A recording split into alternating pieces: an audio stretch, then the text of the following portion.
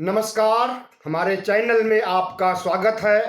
मैं हूं रामचंद्र मौर्य। साथियों, रामचरितमानस विवाद कम नहीं हो रहा है बल्कि बढ़ता ही जा रहा है। जब से स्वामी प्रसाद मौर्य ने रामचरितमानस में ऐसे तथ्यों को उठाया है जो कि बहुजन समाज, पिछड़े, दलित, आदिवासी के खिलाफ है, इस देश की 85% आबादी के खिलाफ है, उस समय से पूरा ब्राह्मण समाज, वैश्य समाज, क्षत्रिय समाज स्वामी प्रसाद मौर्य के पीछे पड़ गया है। और साधु समाज स्वामी प्रसाद मौर्य को तरह तरह की धमकियां दे रहा है। जीभ काट लेने की, गला काट देने की, सिर काट देने की, हाथ काट देने की तमाम तरह की धमकियां दे रहा है और लाखों रुपए इनाम घोषित कर रहा है। साथियों, ये छटपटाहट ब्राह्मण समाज में, साधु संतों में क्यों है, आप इसकी तह में जाइए। ये छटपटाहट इसलिए है कि गुलामों को गुलामी का एहसास दिला रहे हैं स्वामी प्रसाद मौर्य। वही एहसास जिसके बारे में बाबा साहब डॉक्टर भीमराव अंबेडकर ने ही कहा था कि गुलामों का गुलामी का एहसास दिला दीजिए, वे अपने आप ही बेड़ियां तोड़ करके बाहर आ जाएंगे। तो वही एहसास दिलाने का काम स्वामी प्रसाद मौर्य कर रहे हैं। गुलामों को गुलामी का एहसास दिला रहे हैं। पिछड़ों को, दलितों को, आदिवासियों को,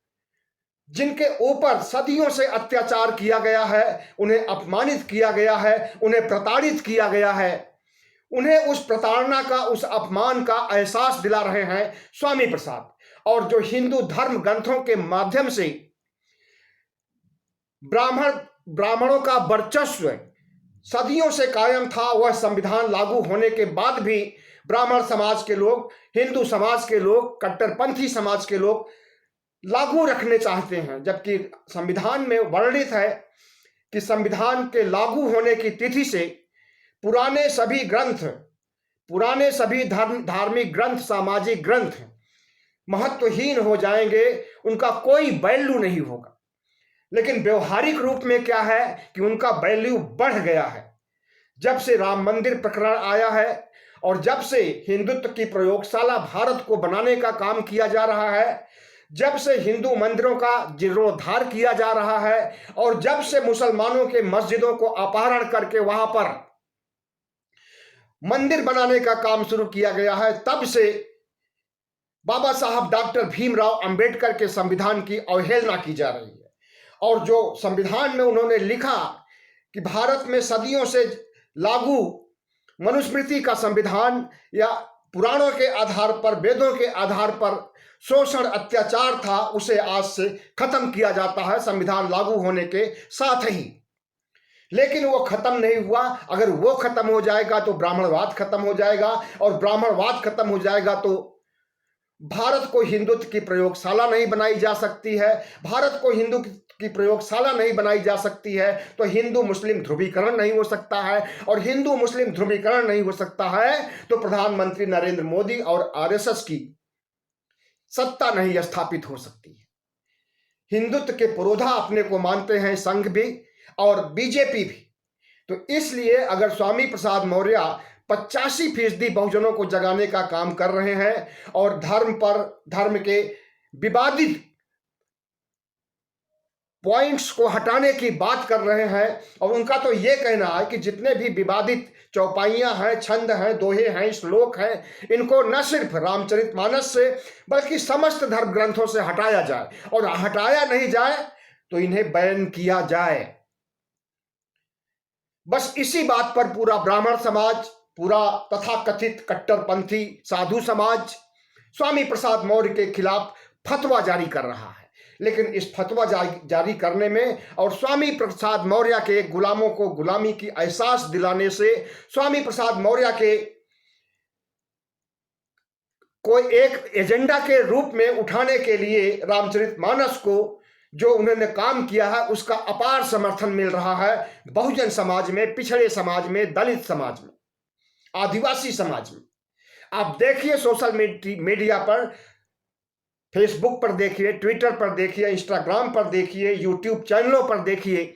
हर जगह पिछड़े और दलित समाज के लोग स्वामी प्रसाद मौर्य का समर्थन करते हुए नजर आ रहे हैं। और उनमें एक काशी राम की छवि देख रहे हैं, उनमें एक बाबा साहब डॉक्टर भीमराव अंबेडकर के रास्ते पर उनके मिशन को आगे बढ़ाने की छवि देख रहे हैं, और उनमें पेरियार फुले जैसे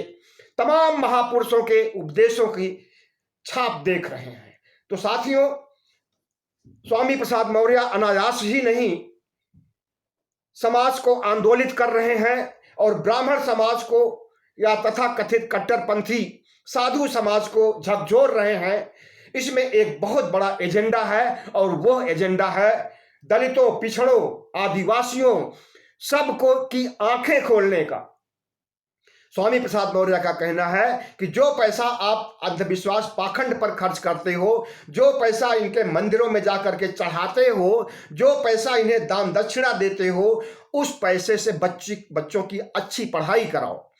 उस पैसे से अच्छा स्वास्थ्य बनाओ, और उस पैसे को समाज के हित में लगाओ, अंबेडकर मिशन में लगाओ। तो साथियों, स्वामी प्रसाद मौर्य का आंदोलन कारगर रहा और दिनों दिन हिट होता जा रहा है। जितना ही वो विरोध करेंगे, जितना ही गोदी मीडिया विरोध करेगा, या जितना भी दूसरी पार्टियों के नेता विरोध करेंगे, उतना ही ये आग जंगल की आग की तरह बढ़ती जाएगी। और बहुजन समाज को जगाने के लिए, बहुजन समाज को उठ करके खड़े होने के लिए, बहुजन समाज को संघर्ष करने के लिए, बहुजन समाज को लड़ने के लिए, बहुजन समाज को सत्ता में आने के लिए, अधिकार प्राप्त करने के लिए संजीवनी साबित होगा। तो साथियों, जिस तरह से भारत देश में धर्मनिरपेक्षता को तार तार किया जा रहा है, संविधान को तार तार किया जा रहा है, लोकतंत्र को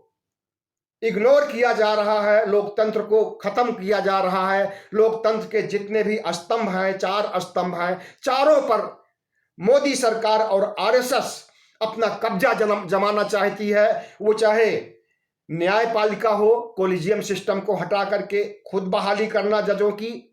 वो चाहे गोदी मीडिया हो जो कि चौथा स्तंभ होता है,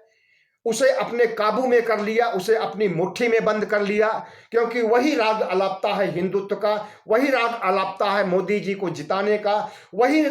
मोदी जी की कमियों को, मोदी जी की गलतियों को ढांकता है और विपक्ष की कमियों को उजागर करने की कोशिश करता है। हालांकि अब जब से सोशल मीडिया आ गया है, यूट्यूब चैनल आ गए हैं, तब से गोदी मीडिया का वर्चस्व खत्म हो गया है और लोग गोदी मीडिया पर विश्वास ही नहीं कर रहे हैं। जिस रवीश कुमार ने गोदी मीडिया नाम दिया था नेशनल मीडिया को, आज वे सड़क पर हैं, लेकिन सड़क पर होते हुए भी एनडीटीवी के पत्रकार होने से ज्यादा प्रभाव रख रहे हैं और ज्यादा दमदार ढंग से अपनी बातें कह रहे हैं यूट्यूब चैनल पर।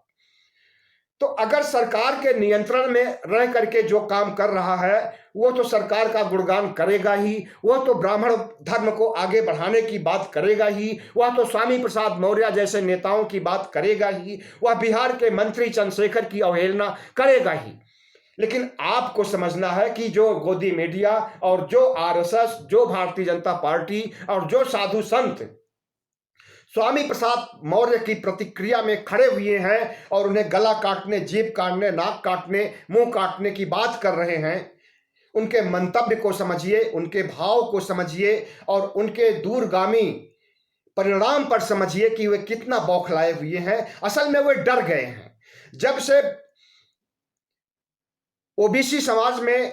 दलित समाज में, जनजातीय समाज में चेतना आने लगी है और लोग अधिकारों की मांग करने लगे हैं, जातिगत जनगणना की बात करने लगे हैं और 100 में 90 भाग हमारा